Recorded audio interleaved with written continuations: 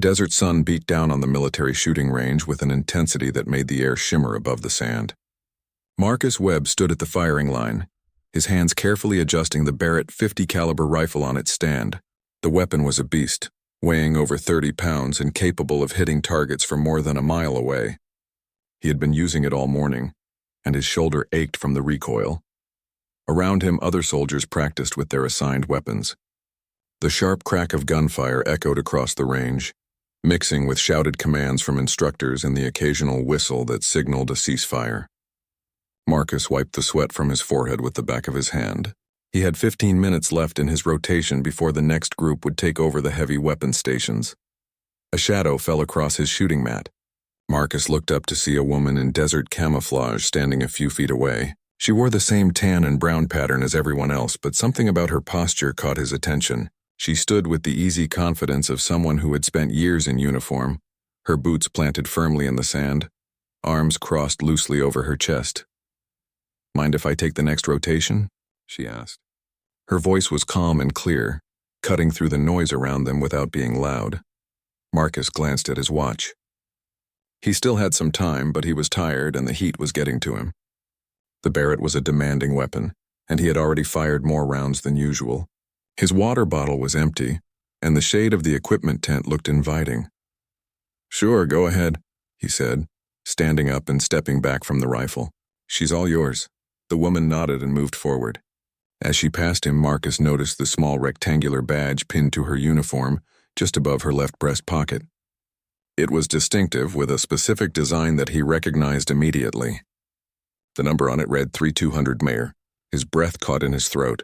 He stopped moving, standing frozen in the sand as his brain processed what he had just seen. A 3,200-meter badge. That was over 2 miles. It was the mark of an elite long-range precision shooter, someone who had successfully engaged and hit targets at distances most people could barely imagine. There were only a handful of snipers in the entire military who could claim that achievement. Marcus felt heat rise to his face, and it had nothing to do with the desert sun. He had just casually handed off a Barrett .50 to someone who could probably outshoot him with her eyes closed. He had treated her like any other soldier waiting for a turn at the range, offering the weapon with the careless ease of someone passing a tool to a neighbor. The woman settled into position behind the rifle with movements that were smooth and practiced. She adjusted the buttstock with quick, efficient motions, bringing it to the perfect length for her frame. Her hands moved over the weapon with the familiarity of someone who had spent countless hours with this exact piece of equipment. She checked the scope, made a minute adjustment to the elevation dial, and chambered around with a solid metallic click. Marcus stood there, unable to move, watching her preparation. Other soldiers on the range had started to notice too. A few had stopped their own shooting to watch. Word was spreading quietly through the firing line. Someone with a 3,200mm badge was about to shoot. The range officer, a grizzled master sergeant with 20 years of service, walked over to observe. He said nothing, just stood with his arms crossed, his eyes sharp and interested. The man had seen thousands of soldiers shoot over his career. He knew what that badge meant. The woman took her time. She settled her body weight, adjusted her breathing, and placed her cheek against the stock. Her right hand wrapped around the grip while her left supported the forend. Everything about her position spoke of training and experience. There was no wasted movement, no hesitation. The target she aimed at was set at maximum range for this particular course. It was a steel silhouette barely visible in the distance, marked at 1,800 meters. For most shooters, it was a challenging shot that required skill and favorable conditions. For someone with her credentials, it was probably routine. Marcus watched as she took several breaths, each one slow and measured. She was reading the wind, feeling the conditions, calculating the dozen factors that would affect the bullet's flight over that immense distance. The desert wind was tricky, swirling and unpredictable, changing direction as it flowed over the dunes. Then she went still. Completely still. It was the kind of stillness that seemed almost unnatural, as if she had become part of the weapon itself. Marcus had seen good shooters before, but this was different. This was the stillness of someone who had learned to control every muscle, every breath, every heartbeat. The Barrett roared. The massive rifle bucked against her shoulder, but she rode the recoil with practiced ease, her body absorbing the impact without losing her position. The sound was deafening. a sharp crack followed by a rolling boom that echoed off the distant hills. For a moment, nothing happened. The bullet was still in flight, covering the distance at over 2,800 feet per second, dropping and drifting as gravity and wind acted upon it. Then far downrange there was a clear metallic clang. The steel target swung back on its hinges, the hit unmistakable even at that distance. A few of the watching soldiers let out low whistles of appreciation. The range officer nodded slowly, a small smile creeping across his weathered face. It was a perfect shot dead center. The woman cycled the bolt, ejecting the spent brass casing, and chambered another round. She didn't pause to celebrate or acknowledge the hit. She simply adjusted her aim slightly, compensating for a shift in wind direction that Marcus could barely feel, and prepared for another shot. Marcus felt his face growing hotter. He thought about how he had offered her the rifle, like he was doing her a favor. The casual way he had stepped aside, as if he were the experienced one letting a beginner have a turn. The memory made him want to sink into the sand. He looked down at his own uniform, at the basic marksman badge pinned there. It was nothing to be ashamed of. Most soldiers wore the same one. But standing here watching this woman work, he felt like a child who had just handed a professional musician their practice guitar. The Barrett roared again. Another hit. The target rang like a bell across the desert. The woman fired 3 more shots in steady succession. Each one found its mark with the same precision as the first. The rhythm was almost mechanical, but Marcus could see the tiny adjustments she made between each shot. A slight change in her breathing pattern, a minute shift in her shoulder position. Each movement was deliberate, responding to conditions that most shooters would never even notice. When she finished, she carefully cleared the weapon, checked the chamber twice, and set the Barrett back on its stand. Only then did she stand, brushing sand from her knees with casual efficiency. She turned and nearly walked into Marcus, who had remained rooted to the same spot, still processing what he had witnessed. "Thanks for letting me jump in," she said, her tone friendly and uncomplicated. There was no pride in her voice, no acknowledgement of what she had just done. She spoke as if she had taken a few ordinary practice shots, nothing more. "Yeah, no problem," Marcus managed to say. His voice sounded strange in his own ears, tight and awkward. He wanted to say something else, something that would acknowledge her skill without sounding like a fool. But his mind had gone blank. She smiled at him, a quick flash of white teeth against her sun-darkened face, and then walked past him toward the equipment tent. Marcus watched her go, still unable to move. Around him, the range had returned to its normal rhythm. Other soldiers went back to their shooting, the brief moment of collective attention dispersing like smoke. "You know who that was?" The voice came from beside him. Marcus turned to see Carlos Rodriguez, a fellow specialist from his unit. Carlos had been shooting at the next station over and had obviously witnessed the entire exchange. Marcus shook his head. "No idea. That's Lieutenant Sarah Chen. She just transferred here from JSOC." Carlos spoke the acronym with proper reverence. Joint Special Operations Command, the elite of the elite. "I heard someone talking about her in the mess hall yesterday. She's got 3 combat deployments, 2 in Afghanistan, 1 in Iraq. They say she has more confirmed long-range kills than almost anyone in her field." Marcus felt his stomach drop. A lieutenant. He had casually offered a weapon to an officer, and not just any officer, but one of the most highly trained snipers in the military. He thought about how he had stood there tired and hot, treating the Barrett like it was a burden he was happy to hand off to the next person in line. "I just gave her the rifle like she was waiting for her turn at a carnival game," Marcus said, the words coming out almost as a groan. Carlos laughed, but not unkindly. "Don't feel too bad. She doesn't exactly go around announcing who she is. From what I heard, she's pretty low-key about the whole thing. Doesn't like attention, that made sense. The way she had carried herself. The quiet confidence without any showboating. She had made those incredible shots and then walked away as if it were nothing special. No celebration, no looking around to see who had noticed. Just a job done well, the way she had probably done it hundreds of times before." Marcus finally forced himself to move, walking over to retrieve his gear from beside the shooting station. His hands were shaking slightly as he packed away his equipment. He tried to tell himself it was just fatigue from the morning's shooting, but he knew better. It was the embarrassment still burning through him, mixed with something else. Awe, maybe, or respect, possibly both. The rest of the day passed in a blur. Marcus went through his assigned duties with mechanical efficiency, but his mind kept returning to those few minutes on the range. He kept seeing that badge, the number 3200, stark and undeniable. He kept hearing the crack of the Barrett and the answering ring of steel in the distance. That evening in the dining facility, Marcus sat with his usual group. The conversation around the table was the typical mix of complaints about the heat, speculation about upcoming training exercises, and the endless debate about which branch of service had the hardest basic training. Marcus pushed his food around his tray, not really hungry despite the physical demands of the day. "Hey, isn't that the lieutenant?" Carlos nudged Marcus with his elbow and gestured toward the serving line with his chin. Marcus looked up. Lieutenant Chen was moving through the line, her tray filling with the same standard-issue food everyone else ate. She wore a simple tan t-shirt and camouflage pants, her hair pulled back in a regulation bun. Without her full uniform and gear, she looked smaller somehow, less imposing. But Marcus could see the lean muscle in her arms, the economy of movement that spoke of constant physical training.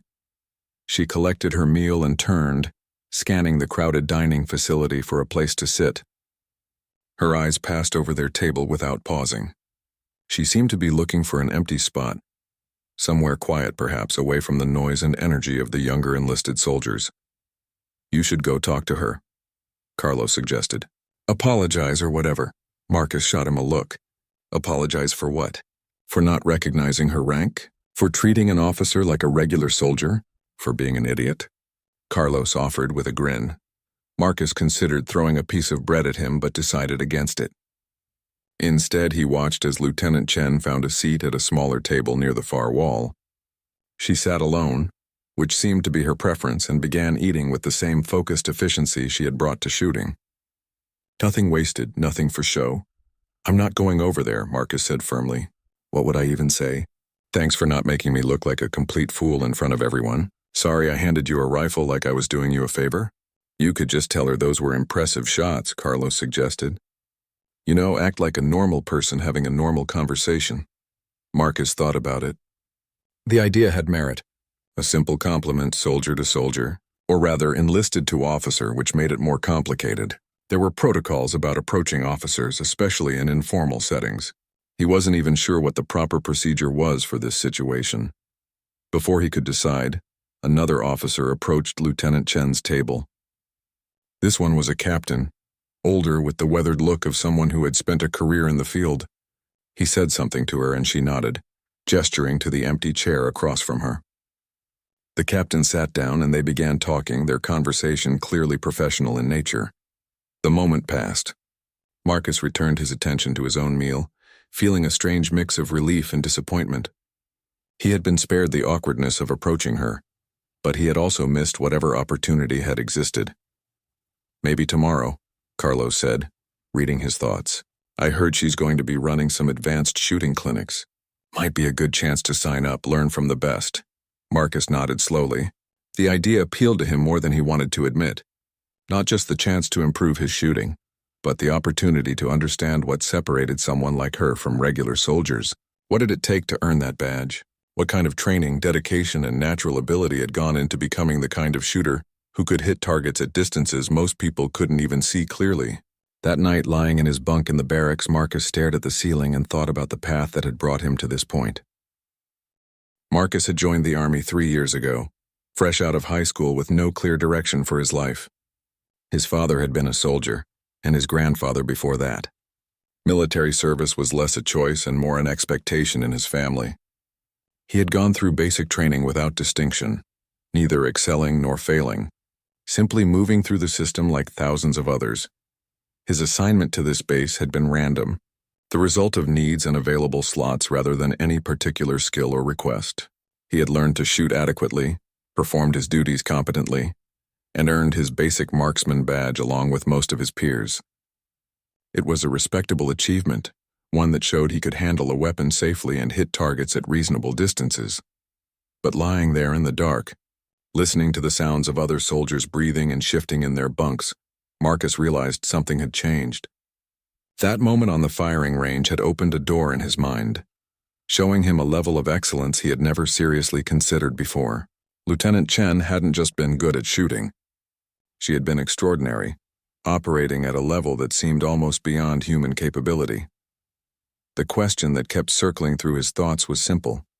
Could he ever reach that level? Did he have whatever combination of talent, discipline, and dedication it would require? Or was that kind of skill reserved for a select few who possessed some innate quality he lacked? The next morning arrived with the desert's sudden transition from cool darkness to blazing heat. Marcus went through his morning routine on autopilot, his mind still churning with questions. At breakfast, he learned that Lieutenant Chen would indeed be conducting an advanced marksmanship clinic starting the following week. The announcement had gone out overnight, posted on the unit's information board. Slots were limited to 20 soldiers, selected based on current qualification scores and recommendations from supervising officers. Marcus spent his lunch break tracking down his platoon sergeant to express interest in attending. Sergeant First Class Williams was a solid, practical man who had spent 15 years in the Army and had little patience for nonsense. "You want to go to the advanced clinic?" Williams asked, looking up from the paperwork scattered across his desk. "Your last qualification scores were average, Webb. Not bad, but not standing out either." Why the sudden interest? Marcus had prepared for this question, but now that the moment had arrived, he found himself hesitating. How could he explain that watching someone excel had ignited something in him, that he wanted to be better not just for his record or career, but because he had seen what better looked like? "I saw Lieutenant Chen shoot yesterday," he said finally, deciding on honesty. "Made me realize I've been coasting. I want to see what I'm actually capable of if I push myself." William studied him for a long moment, his weathered face unreadable. Then he nodded slowly. "That's a better answer than I expected.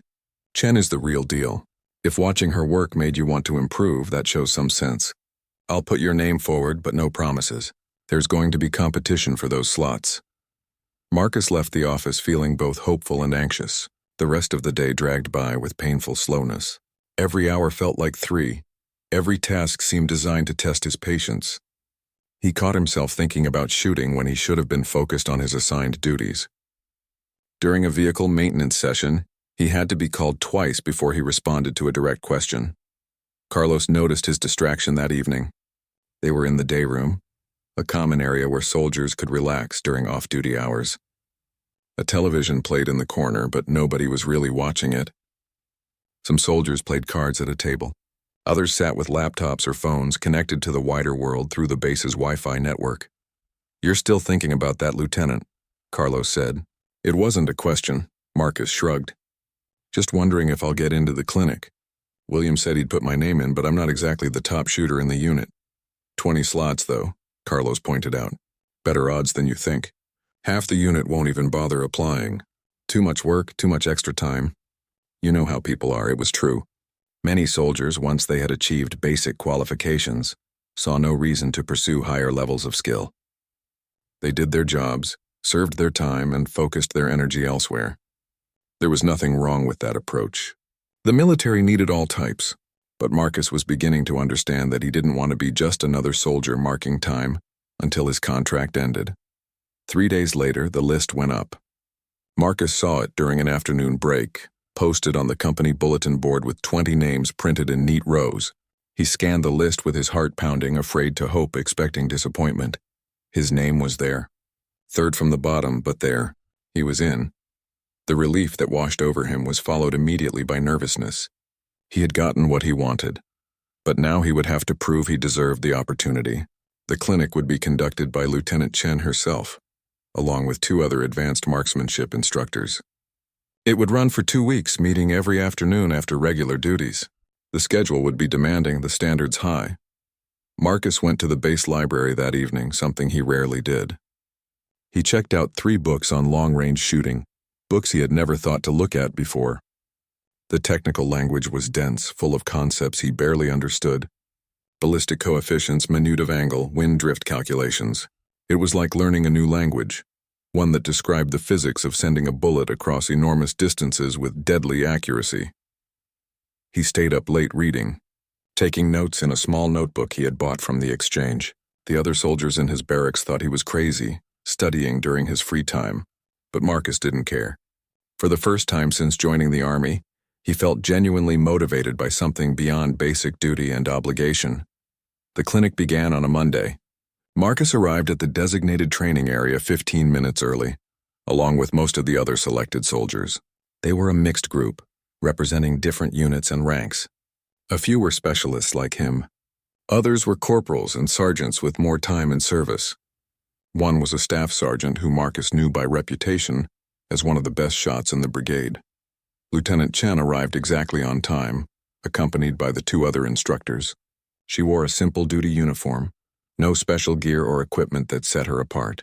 But everyone there knew who she was and what that small badge on her chest represented. She didn't waste time with lengthy introductions or motivational speeches.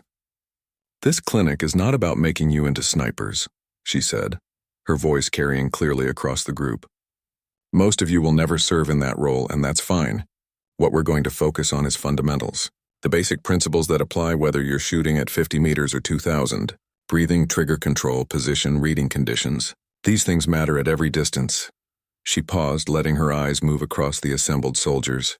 The difference between an average shooter and an excellent one isn't usually physical ability or some special talent. It's attention to detail. It's discipline. It's the willingness to practice the boring, repetitive fundamentals until they become automatic. Anyone can improve. The question is whether you're willing to do the work. Marcus felt those words settle into him like stones. The first week of the clinic was humbling. Lieutenant Chen and her fellow instructors broke down every aspect of shooting to its smallest components. They spent an entire afternoon just on breathing techniques, making the soldiers practice exhaling and holding at the natural pause between breaths. It seemed ridiculous at first, standing there without weapons, just breathing in patterns. But Marcus noticed that when they finally got back behind rifles, his shots grouped tighter than before. They worked on trigger control by dry firing hundreds of times, practicing the smooth, steady press that should never disturb the sight picture. Marcus's finger cramped from the repetition, but he kept going. The instructors watched each soldier closely, correcting tiny errors that Marcus had never even known he was making. His trigger finger had a tendency to curl too much at the last moment, jerking the shot just slightly off target. It was a minuscule movement, barely visible, but at longer distances it could mean the difference between a hit and a miss. Lieutenant Chen moved among the students with quiet authority. She didn't raise her voice or criticize harshly. Instead, she would pause beside a soldier, watch them for a moment, and then make a simple suggestion. "Your left elbow is out too wide. Bring it in." Or, "You're forcing the exhale. Let it happen naturally." Small corrections that produced immediate results. On the third day, she stopped beside Marcus as he prepared for a shot. He was behind a standard-issue M4 rifle, aiming at a target 300 meters downrange. The desert sun was intense, creating heat waves that made the target shimmer and dance in his scope. "You see how the air is moving?" she asked quietly. Marcus nodded. "Yes, ma'am. The mirage is making it hard to get a clear sight picture." "You're treating it like a problem," she said. "It's actually information. Watch the angle of the shimmer. It shows you wind direction and approximate speed at ground level. The mirage moves faster in stronger wind, slower in light wind. Learn to read it and you don't need wind meters or flags." She moved on, leaving Marcus staring downrange with new eyes. He had always seen the heat shimmer as an obstacle, something that made shooting harder. Now he understood it was a tool, one more piece of data to incorporate into his calculations. The desert itself was teaching him if he knew how to listen. By the end of the first week, Marcus was exhausted. His muscles ached from holding positions for extended periods. His eyes strained from hours spent looking through scopes. His mind felt overloaded with new information and techniques. But his shooting had improved noticeably. His group sizes had tightened. His hit percentage at 300 meters had jumped from 70% to over 90%. The weekend brought a brief respite. Marcus used the time to review his notes and practice dry firing in the barracks, much to the amusement of his roommates. Carlos, who had not been selected for the clinic, watched his friend's dedication with a mixture of admiration and bewilderment. "You know this is supposed to be your time off, right?" Carlos asked, watching Marcus go through his 100th practice trigger pull with an empty rifle. "Can't let the muscle memory fade," Marcus replied, not looking away from the imaginary target he had picked on the far wall. "Chen said consistency comes from repetition. If I stop for 2 days, I'll lose what I've built up." Carlos shook his head but said nothing more. He recognized the change in his friend. The casual, going-through-the-motions soldier who had arrived at this base months ago was disappearing, replaced by someone more focused and driven. The second week of the clinic increased in difficulty. They moved to longer ranges, starting at 400 meters and working their way out to 800. At these distances, every tiny error was magnified. A bullet that would have missed by inches at close range could miss by feet at longer distances. Wind became a major factor, pushing rounds left or right depending on direction and strength. Elevation adjustments grew more critical as the bullet's arc dropped more dramatically over extended flight time. Lieutenant Chen introduced them to the concept of cold bore shots. The first shot fired from a clean barrel before heat and fouling could affect the weapon's behavior. In real situations, you often only get one shot, she explained. Your target won't wait around while you dial in your scope with practice rounds. The first shot has to count. They practiced this ruthlessly. Each morning, each soldier got one round and one chance to hit a distant target. No practice shots, no warm-up. Just careful preparation, calculation, and execution. The pressure was intense. Marcus found his hands shaking the first few times, nervous energy disrupting his usually steady aim. Lieutenant Chen noticed his struggle. She pulled him aside after a particularly poor performance where he had missed the target completely. He expected criticism, a reminder that he wasn't meeting standards. Instead, she asked him a simple question. "What are you thinking about when you're behind the rifle?" Marcus considered the question. "Everything. Wind speed, range, my breathing, my trigger press, whether my position is solid." "That's your problem," she said. "You're thinking too much. All that preparation, all the fundamentals we've been drilling into you, those need to become automatic. When you're actually taking the shot, your mind should be quiet. You should be reacting, not thinking." "How do I do that?" Marcus asked, genuinely confused. "More practice," she said with a slight smile. "And trust. You have to trust your training. Trust that your body knows what to do. The conscious mind is too slow for precision shooting. You need to get out of your own way." It was the longest conversation Marcus had ever had with her, and it gave him more to think about than any of the technical instruction. That night he lay in his bunk and tried to understand what she meant. He thought about athletes he had watched, how the best ones seemed to perform without conscious thought, their bodies moving with fluid grace born from endless repetition. The next morning, he approached his cold bore shot differently. He went through his preparation mechanically, checking wind, adjusting scope, settling into position. But when the moment came to fire, he cleared his mind. He focused only on the reticle centered on the target and the gentle press of the trigger. Everything else faded away. The rifle cracked. The round flew true. Steel rang in the distance. The sound delayed by the time it took for the noise to travel back across 800 meters. Marcus had hit center mass on his first shot of the day. Something clicked into place in that moment. He understood now what separated good shooters from exceptional ones. It wasn't just physical skill or knowledge. It was the mental discipline to quiet the noise, to trust in preparation and execute without hesitation or doubt. The final days of the clinic focused on shooting from unconventional positions and under stress. The instructor set up scenarios designed to simulate combat conditions. Soldiers had to move quickly to firing positions, often after physical exertion that left them breathing hard. They shot from behind barricades through narrow openings, from prone positions on rocky ground that dug into their bodies. Marcus found these exercises challenging but exhilarating. They were so different from the controlled, methodical shooting of the first week. Here there was no time for lengthy calculations or perfect position refinement. Everything had to happen quickly, drawing on the fundamentals that had been drilled into muscle memory.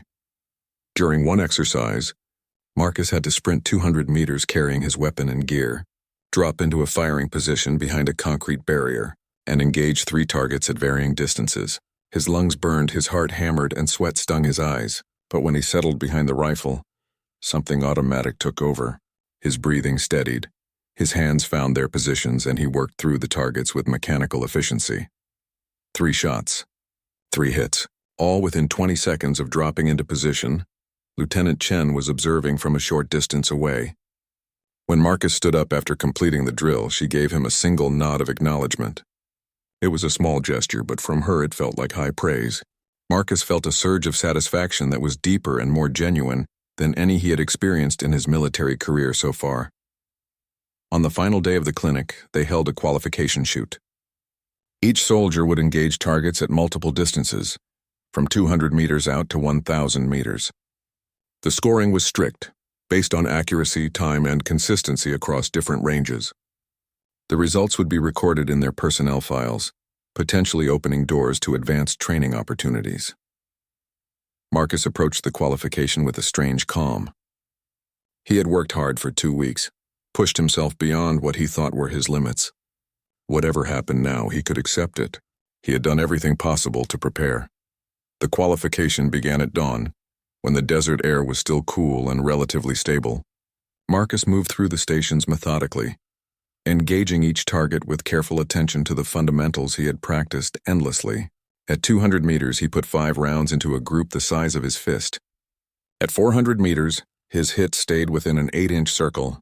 At 600 meters, fighting the increasing effects of wind and gravity, he maintained solid center mass hits. The real test came at 1,000 meters. At this distance, the target looked impossibly small through the scope, a dark rectangle shimmering in the growing heat.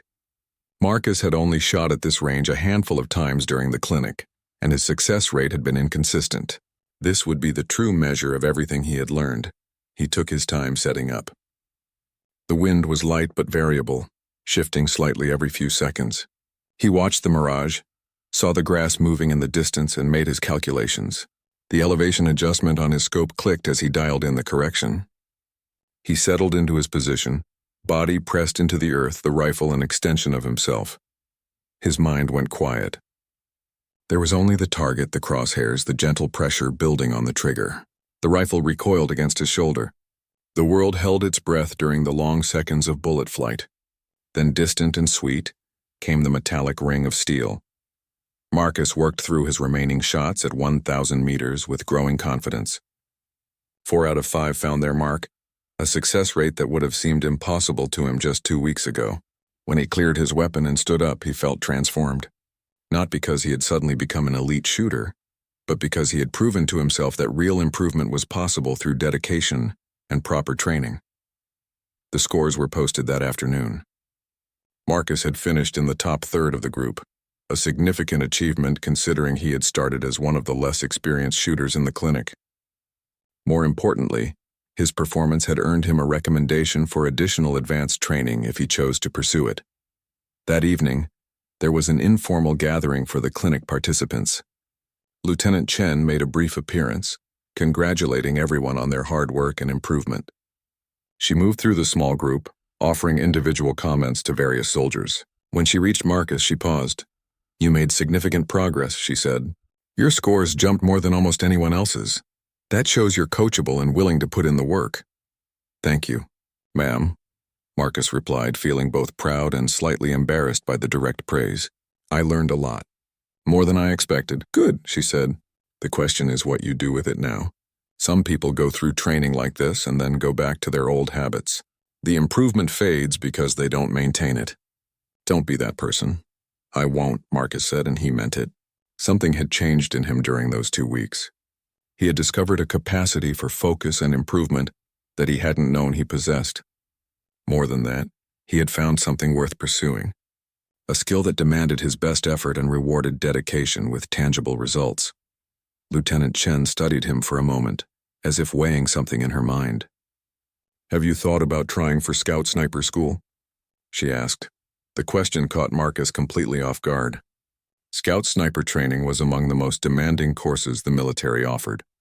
The failure rate was notoriously high, and only soldiers who had already demonstrated exceptional skill were even considered for selection. Marcus had never seriously thought of himself as someone who could make it through such a program. "I don't know if I'm ready for that," he said honestly. "I've only been shooting seriously for 2 weeks. Nobody is ready when they start," she replied. "That's the point. But you have the right mindset. You're willing to learn, you don't make the same mistake twice, and you stay calm under pressure. Those qualities matter more than your current skill level. Skills can be taught. The right mentality is harder to develop." She pulled a card from her pocket and handed it to him. "This has contact information for the Scout Sniper School screening officer. Tell him I recommended you make contact. No promises, but it'll get you in the door for an evaluation." Marcus took the card, staring at it like it was some kind of sacred object. "Thank you, ma'am. I don't know what to say." Don't say anything yet, she advised. Think about it seriously. The training is brutal, and there's no shame in deciding it's not for you. But if you do choose to pursue it, commit fully. Half measures won't get you through. She moved on to speak with other soldiers, leaving Marcus holding the card and processing what had just happened. The woman he had casually handed a rifle to 2 weeks ago, treating her like any ordinary soldier waiting for a turn, had just opened a door to a future he had never imagined for himself. Carlos found him a few minutes later, still standing in the same spot, looking at the card in his hand. "What's that?" Carlos asked. "A possibility," Marcus said slowly. "Maybe a really crazy one." The gathering broke up as the evening wore on. Marcus walked back to the barracks under a sky full of stars, the desert night air cool against his skin. He thought about the path that had led him to this moment. A random encounter on a firing range, a moment of embarrassment that had sparked motivation, 2 weeks of intense training that had revealed capabilities he didn't know he possessed. He thought about Lieutenant Chen and the years of training and experience that had earned her that 200-meter badge. The discipline and dedication required to reach that level seemed almost superhuman from where he stood. But she had started somewhere too, probably as a regular soldier who had decided to push beyond the basics and see what she could achieve. That night, Marcus pulled out his phone and looked up information about Scout Sniper School.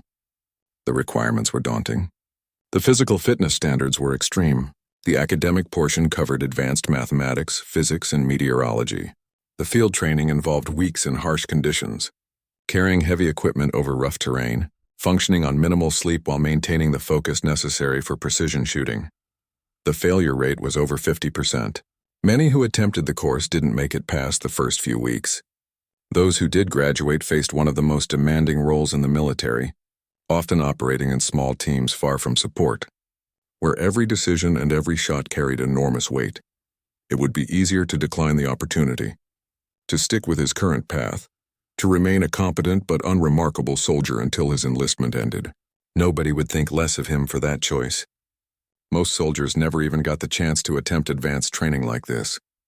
But Marcus remembered the feeling of that perfect shot at 1,000 meters. The satisfaction of pushing himself and seeing real improvement.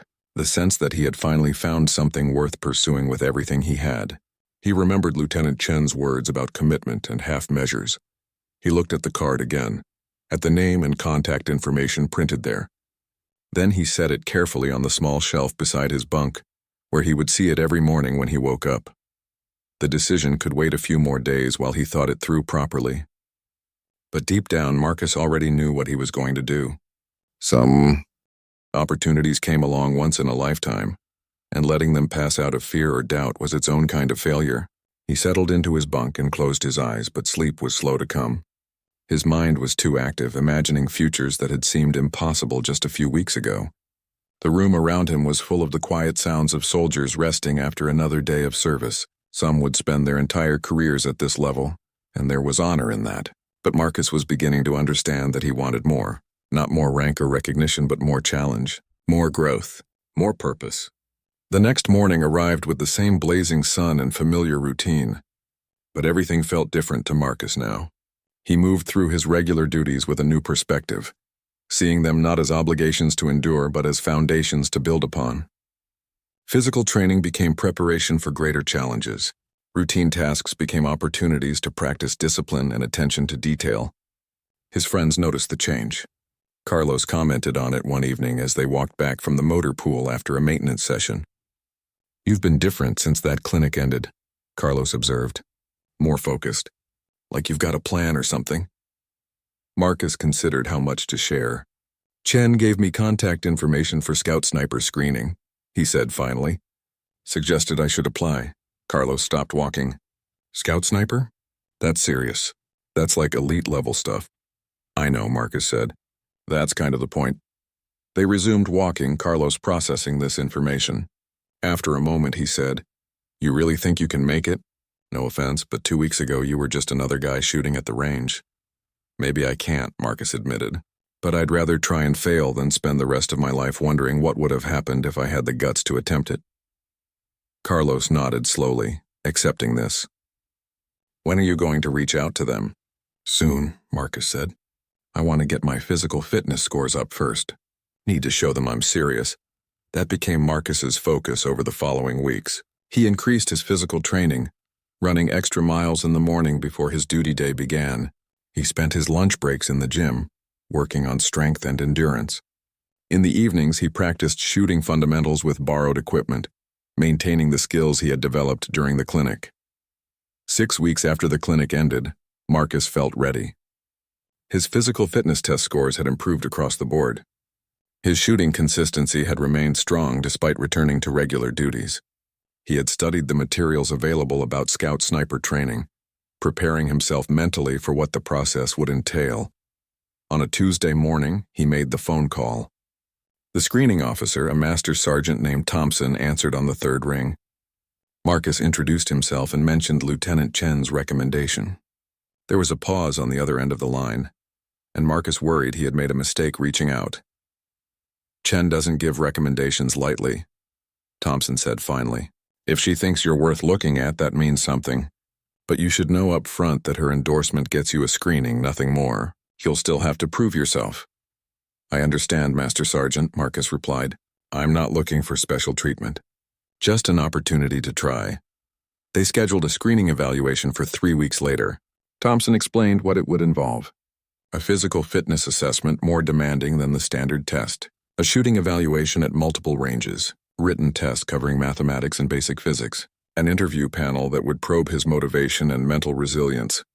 Prepare seriously, Thompson advised. We screen about 50 candidates a year. Maybe 15 get selected to actually attempt the course. Of those, half wash out before completion. The standards exist for a reason. This isn't about being a good soldier. It's about being exceptional at a very specific and demanding set of skills. Marcus thanked him and ended the call. 3 weeks. That gave him time to prepare, but not so much time that he would lose his edge by overthinking. He immediately began structuring his free time around preparation. He borrowed advanced math textbooks from the base library. He found online resources about ballistics and meteorology. He pushed his physical training even harder. Lieutenant Chen crossed his path occasionally during this period. She never asked directly about his decision, but he could tell she was aware of his increased focus and dedication. One morning, passing her in the company area, she stopped him briefly. I heard you contacted Thompson, she said. Yes, ma'am. Screening is in 3 weeks. She studied him with that same evaluating look he remembered from the range. Good, remember what I told you. If you go into this, commit fully. The people who fail are usually the ones who hold something back, who keep an escape plan in their mind. Success requires burning the bridges behind you. Marcus nodded, understanding what she meant. No half measures. Exactly. She started to walk away, then paused and turned back. One more thing. Don't try to be me or anyone else. The instructors will see through that immediately. Be yourself, but be the best version of yourself. They're looking for people who can handle the pressure while staying authentic. Authenticity under stress is rare and valuable. The advice settled into Marcus's mind alongside everything else he was learning. He thought about it during his runs, during his shooting practice, during the quiet moments before sleep. What did it mean to be authentic under pressure? He supposed it meant not pretending to be something he wasn't, not putting on a false front of confidence or capability. It meant being honest about his current limitations while demonstrating the capacity to overcome them. The 3 weeks passed quickly, filled with preparation and regular duties. Marcus felt his body growing stronger, his mind sharper. He ran until his legs trembled, lifted until his muscles burned, shot until his eyes ached from strain. Every night he fell into his bunk exhausted but satisfied, knowing he had given everything he had to the day's preparation. Carlos watched his friend transform with a mixture of admiration and concern. You're going to burn yourself out before you even get to the screening, he warned one evening, finding Marcus doing pull-ups in the barracks long after lights out should have been. Can't afford to leave anything in the tank, Marcus said between repetitions. If I don't make it, it won't be because I didn't prepare hard enough. The day of the screening arrived. Marcus woke at 4 a.m, his stomach tight with nervous energy. He forced himself to eat a solid breakfast despite having no appetite. Proper nutrition was part of performance, something the clinic had emphasized repeatedly. He couldn't control everything about the day ahead, but he could control his preparation. The screening took place at a facility on the far side of the base. Marcus arrived 15 minutes early as instructed. 7 other candidates were already there, all looking nervous and determined in equal measure. They ranged in rank from specialist to staff sergeant, representing different units and backgrounds. What they shared was a certain intensity, a focus that marked them as soldiers who took their craft seriously. Master Sergeant Thompson appeared exactly on time. He was a lean, weathered man in his 40s with eyes that seemed to see everything. "Good morning," he said without preamble. "Today is about assessment, not competition. You're not here to beat each other. You're here to demonstrate whether you meet our standards. Some of you will, some of you won't. The results will tell us what we need to know." The physical assessment came first. It was brutal. Beyond the standard push-ups, sit-ups, and run, they had to complete an obstacle course while carrying weighted packs. They had to perform pull-ups until failure. They had to demonstrate their ability to carry a simulated casualty over rough terrain. By the end of it, Marcus was drenched in sweat and breathing hard, but he had completed everything without failing a single event. The shooting evaluation followed after a brief rest period. This was where Marcus felt most confident, drawing on everything he had learned during the clinic. They shot at multiple ranges with different weapons, from standing, kneeling, and prone positions. They shot after physical exertion, simulating combat conditions. They shot in timed drills that demanded both speed and accuracy. Marcus found his rhythm quickly. The fundamentals he had practiced endlessly took over, allowing him to perform without overthinking. His groups were tight, his transitions smooth, his times competitive. He noticed Thompson watching him carefully during one particularly challenging drill, but the Master Sergeant's expression revealed nothing. The written tests came in the afternoon. Mathematics problems involving angles, distances, and trajectories, questions about weather effects on ballistics, scenarios requiring quick mental calculations. Marcus worked through them methodically, grateful for the weeks he had spent reviewing these concepts. Some questions stumped him, but he made his best educated guesses and moved on without wasting time on uncertainty. The final element was the interview panel.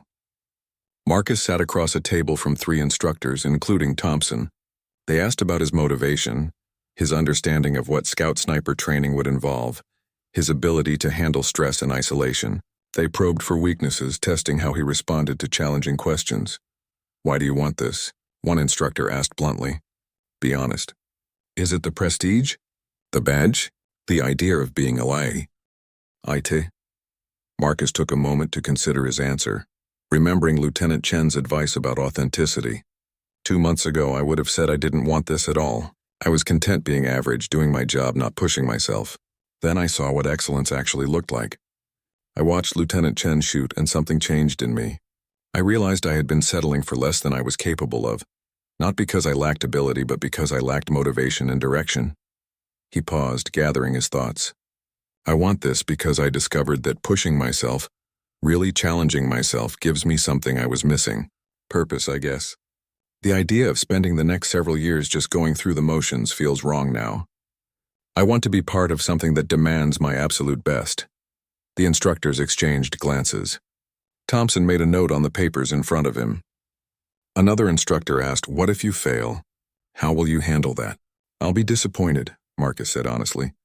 "But I'll also know I gave it everything I had. That's all anyone can do. If my best isn't good enough, at least I'll know where I stand. That's better than never trying and always wondering." The interview lasted 30 minutes, covering everything from his family background to his views on the ethical responsibilities of long-range shooting. Marcus answered as honestly as he could, not trying to guess what they wanted to hear, just speaking his truth. When it ended, Thompson stood and shook his hand. "Results will be posted in 1 week. Regardless of the outcome, you should know you performed well today. You took this seriously, and it showed." Marcus returned to his unit feeling drained but satisfied. He had done everything possible to prepare, and he had performed to the best of his ability. Now all he could do was wait and continue with his regular duties. The week passed slowly. Marcus tried to stay focused on his work, but his mind kept drifting to the screening. He replayed moments from the evaluation, wondering if he had answered questions correctly, if his shooting had been good enough, if his physical performance had met their standards. The uncertainty was maddening. Carlos tried to distract him with card games and movies during their off-duty hours, but Marcus couldn't fully engage. Everything felt like it was in suspension, waiting for that decision that would determine the direction of his future. On the 7th day, Marcus was called to his platoon sergeant's office. Sergeant First Class Williams sat behind his desk with an envelope in front of him. His expression was neutral, giving nothing away. "You've got mail from the Scout Sniper Screening Board," Williams said, sliding the envelope across the desk. "Might as well open it now." Marcus's hands shook slightly as he picked up the envelope. It was thin, which could be either good or bad. He tore it open and pulled out a single sheet of paper. His eyes scanned the typed text, his heart pounding so hard he could hear it in his ears. The letter informed him that he had been selected for Scout Sniper training. His performance during screening had met all required standards. He would report to the training facility in 6 weeks to begin the course. The letter outlined what he should bring, what he should expect, and warned him that selection for training did not guarantee completion. Many candidates would fail. Those who succeeded would earn their place among the military's most skilled marksmen. Marcus read the letter 3 times, unable to quite believe what it said. He had done it. He had actually done it. "Well?" Williams asked, though his slight smile suggested he already knew. "I got in," Marcus said, his voice barely above a whisper. "They accepted me." Williams stood and extended his hand. "Congratulations, Webb. This is a significant achievement. Don't let it go to your head, though. Getting selected is just the beginning. The real test starts when training begins." "I know, Sergeant," Marcus said, shaking his hand firmly. "I'm ready for it." "I believe you are," Williams replied. "You've changed since that clinic. Became more focused, more disciplined. Whatever Lieutenant Chen saw in you, I'm starting to see it too. Now you just have to prove you can maintain it under the hardest conditions you've ever faced." Marcus left the office walking on air. He found Carlos in the motor pool and showed him the letter. His friend's face broke into a huge grin. "You crazy son of a gun, you actually did it," Carlos said, clapping him on the shoulder. "I'm proud of you, man, seriously." "Thanks," Marcus said, "for putting up with me during all the preparation. I know I was kind of obsessed." "Kind of?" Carlos laughed. "You were completely obsessed, but it paid off, so I guess the obsession was justified." That evening, Marcus went for a long run alone. He needed time to process what had happened, to prepare himself mentally for what lay ahead. 6 weeks until training began. 6 weeks to get himself in the best possible physical and mental condition. The screening had been difficult, but he knew it was nothing compared to what the actual course would demand. As he ran through the cooling desert evening, Marcus thought about the moment on the firing range that had started all of this. The casual way he had handed Lieutenant Chen that rifle, the shock of seeing her badge and realizing who she was, the embarrassment that had sparked his motivation to improve. It seemed like a lifetime ago, though only a few months had passed. That version of himself, content with mediocrity, felt like a different person. He had discovered something important about himself during these months. He was capable of far more than he had believed. Not because he possessed some special natural talent, but because he had learned to push himself, to embrace discomfort, to pursue excellence with single-minded dedication. The sun was setting as Marcus completed his run, painting the desert sky in shades of orange and red. He slowed to a walk, breathing hard, feeling strong and ready. 6 weeks? Then the real journey would begin. He would either succeed and earn his place among the elite, or he would fail and have to figure out what came next. But for now, in this moment, Marcus allowed himself to feel proud of how far he had come. From an average soldier going through the motions to someone who had earned a shot at something exceptional, whatever happened next, he had already proven to himself that real change was possible through commitment and effort. The 6 weeks before training began passed in a blur of preparation and anticipation. Marcus maintained his intense physical regimen, knowing that the course would test his body in ways the screening had only hinted at. He studied every resource he could find about scout sniper operations, tactics, and equipment. He practiced shooting whenever possible, keeping his fundamentals sharp. His unit treated him differently now. Word had spread about his selection for scout sniper training, and it carried a certain respect. Even senior non-commissioned officers who had previously barely noticed him would nod in acknowledgement when they passed. He had distinguished himself, set himself apart from the average soldier, and the military culture recognized and valued that achievement. Lieutenant Chen appeared at the range one afternoon during his final week before departure. Marcus was working through dry fire drills with a borrowed rifle, practicing his trigger control and breathing. He didn't notice her approach until she spoke. "Heard you got selected," she said simply. Marcus stood and faced her, coming to a position of attention. "Yes, ma'am. Report in 4 days. At ease," she said, waving off the formality. "I wanted to talk to you before you left, about what to expect." They walked together to the equipment shed out of the direct sun. Marcus waited, sensing she had something specific to tell him. "The training is going to break you down," she began, her tone serious and direct. "Not might. Will. They're going to push you past what you think are your limits, and when you hit what you believe is your breaking point, they're going to push harder. That's the point. They need to know who can function when everything hurts. When you're exhausted, when your mind is telling you to quit." Marcus nodded, listening intently. "When that moment comes, and it will come, remember why you started this journey. Remember that feeling when you first decided to push yourself beyond average. Hold on to that. It'll be the only thing that gets you through the worst days." She pulled something from her pocket and handed it to him. It was a small notebook, worn and weathered. "This was mine during training. I kept notes about what I learned, what worked, what didn't. I wrote in it when things got hard, when I needed to remind myself why I was there. I want you to have it." Marcus took the notebook carefully, feeling the weight of what she was offering. He opened it to a random page and saw her handwriting, small and precise, describing wind-reading techniques and mental preparation strategies. Other pages contained her thoughts about particularly difficult days, moments of doubt, and the reasoning that had pushed her forward. "Ma'am, I can't take this," he said. "This is too personal." "You can and you will," she replied firmly. "I don't need it anymore." "But you will. Read it when things get hard.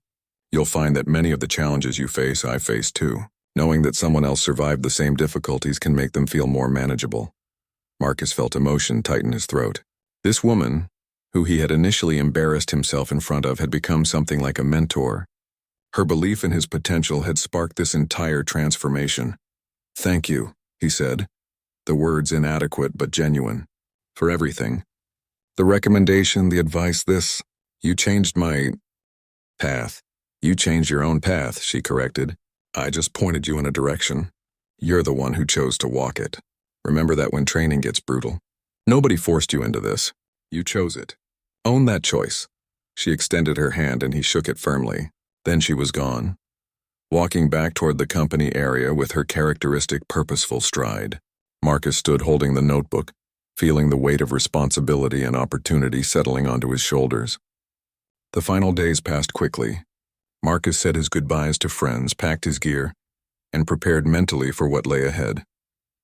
Carlos threw him an informal going-away gathering in the day room. A dozen soldiers showed up, some he knew well, others who just wanted to wish him luck. It was a simple affair, nothing elaborate, but the genuine support from his peers meant more to Marcus than any formal ceremony could have. On the morning of his departure, Marcus stood outside the barracks with his packed duffel bag, waiting for the transport that would take him to the training facility. The desert sun was just beginning to rise, painting the sky in soft colors. He thought about the soldier he had been when he first arrived at this base, directionless and unmotivated. That person seemed like a stranger now. The transport arrived, and Marcus threw his bag in the back. As the vehicle pulled away from the base, he looked back at the familiar buildings and training areas. He had no idea when or if he would return. Scout sniper training lasted several months, and graduation led to specialized unit assignments. His life was about to change in fundamental ways, and there was no going back to what had been. The training facility was located in a remote area, surrounded by mountains and desert. Marcus arrived with 15 other candidates, all carrying similar expressions of determination, mixed with apprehension. They were processed quickly, assigned to barracks, and given a brief orientation. The actual training would begin the next morning at 4 a.m. That first night, lying in an unfamiliar bunk surrounded by strangers who would become either teammates or cautionary tales, Marcus opened Lieutenant Chen's notebook. He read her entry from her first night of training. She had written about fear and excitement, about commitment and doubt, about the choice to push forward into unknown territory. Her words from years ago spoke directly to what he was feeling in the present moment. He pulled out his own notebook and wrote his first entry.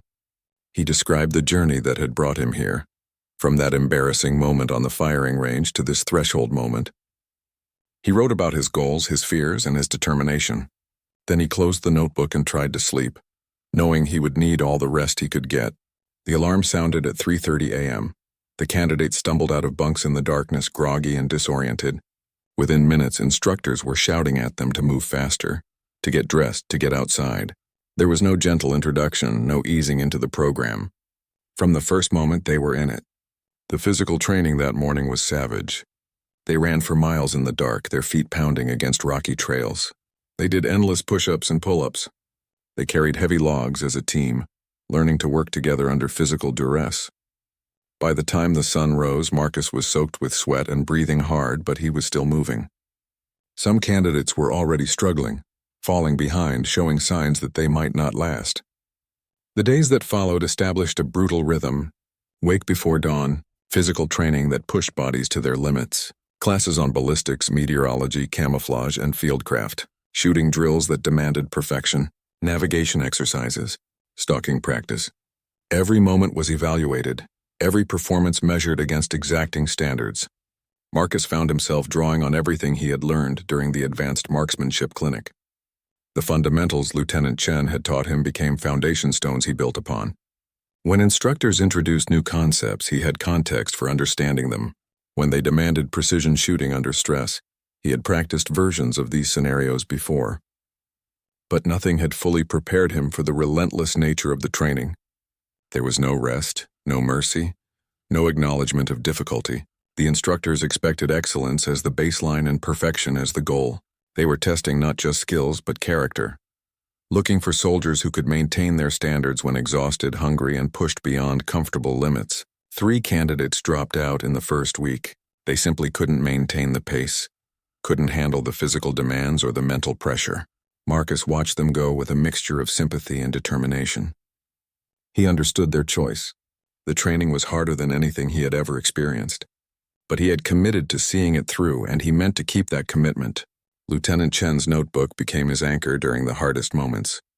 When doubt crept in, when his body screamed for rest, when the instructor seemed determined to break him, he would read her entries. She had felt the same things, survived the same challenges, and emerged stronger. If she could do it, so could he. The weeks rolled past in a haze of exhaustion and learning. Marcus absorbed knowledge like a sponge, desperate to master every skill, to meet every standard. He learned to read terrain and weather with new eyes. He learned to move through the landscape invisible and silent. He learned to calculate complex ballistic solutions in his head. He learned to shoot accurately at distances that seemed impossible, making the 1,000-meter shots from his screening seem almost close by comparison. The other candidates became brothers in adversity.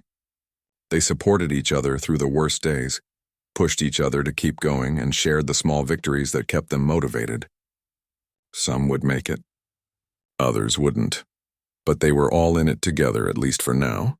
4 months into training, during an especially challenging field exercise, Marcus found himself in a position that tested everything he had learned.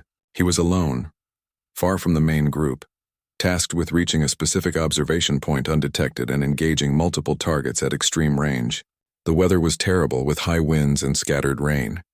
The terrain was rough, demanding careful navigation, and he was carrying over 70 pounds of gear, including his rifle, ammunition, and survival equipment. Everything hurt. His feet were blistered. His shoulders ached from the pack straps. His eyes were gritty from lack of sleep. For a moment, crouched behind a rocky outcrop with rain dripping down his face, Marcus wondered why he was doing this. He could quit right now, walk away from this misery, and nobody would really judge him. The failure rate was over 50%. Most people didn't make it. There was no shame in being one of them. Then he thought about Lieutenant Chen handing him that notebook, about Carlos supporting him through his preparation, about Sergeant Williams telling him he had changed, about the version of himself that had settled for mediocrity because he didn't know better, about the moment on that firing range when he had realized what excellence actually looked like. Marcus stood up, adjusted his pack, and kept moving. He reached the observation point, set up his position, and began engaging targets. The wind was brutal, pushing his rounds off course, forcing constant adjustments. The range was extreme, testing the limits of his capability. But he had trained for this. He knew what to do. His rounds found their marks. Not all of them, but enough. Enough to pass the exercise, to demonstrate competency, to prove he belonged here. When he finally made it back to the rally point, exhausted but successful, one of the instructors gave him a slight nod of acknowledgement. It was a small gesture, but from these men it meant everything. 2 more months of training, 2 more months of tests, evaluations and challenges that seemed designed to be impossible. But Marcus made it through each one. He didn't quit. He didn't fail. He kept pushing, kept learning, kept improving. Finally, the end arrived. Of the 16 candidates who had started, only 8 remained. They stood in formation on graduation day, wearing fresh uniforms with families and friends in attendance. Awards were presented, badges were pinned to chests. Marcus received his Scout Sniper tab, the symbol of everything he had overcome to reach this moment. He searched the small crowd and found Carlos, who had gotten leave to attend. His friend was beaming with pride. And standing next to Carlos wearing a simple duty uniform was Lieutenant Chen. She had come to see him graduate. When their eyes met, she gave him the same slight nod he remembered from the very beginning. The acknowledgement that he had proven himself. After the ceremony, as he stood with his new badge catching the sunlight, Lieutenant Chen approached him. "Well done," she said simply. "You earned this." "I had a good teacher," Marcus replied. "And a good example to follow," she smiled. "You know what comes next is harder, right? This was just the training. Now you have to do the actual job." "I know," Marcus said, "but I'm ready. For the first time in my life, I actually feel ready for what comes next." They shook hands, the circle completing itself. From that embarrassing moment on the firing range to this moment of achievement. From casual dismissal to mutual respect. From an average soldier to a scout sniper. Marcus thought about how a single moment of embarrassment, a brief encounter with excellence, had changed the entire trajectory of his life. If he had never seen that badge, never witnessed that display of skill, he might still be drifting through his service with no particular direction or purpose. Instead, he had found his path. Not because someone else forced him onto it, but because he had chosen to walk it. And that choice, that commitment to pushing beyond comfortable limits, had made all the difference. As the afternoon celebration continued around him, Marcus stood quietly for a moment, holding his badge, feeling the weight of what it represented. Not just technical skill, though that mattered. Not just physical toughness, though that was essential. But the willingness to pursue excellence, to commit fully, to become the best version of himself he could possibly be. The desert sun beat down with familiar intensity. Somewhere on a firing range, other soldiers were practicing their shooting, maybe feeling frustrated with their performance, maybe wondering if they could be better. Marcus hoped that maybe one of them would have their own moment of realization, their own spark of motivation that would push them towards something greater, because he had learned the most important lesson of all, the one that transcended any specific skill or accomplishment. Everyone had the capacity for excellence. The question was whether they had the courage to pursue it, knowing the cost would be high and the journey difficult. Marcus had found his answer, and whatever challenges lay ahead in his new role, he would face them the same way he had faced everything else since that day on the range, with commitment, with discipline, and with the understanding that real growth only happened when you pushed beyond what was comfortable and into territory that tested your limits. That was the gift Lieutenant Chen had given him, not through her shooting demonstration, but through her example of what dedicated pursuit of excellence actually looked like. The path forward was clear. The work was just beginning, and Marcus Webb, Scout Sniper, was ready.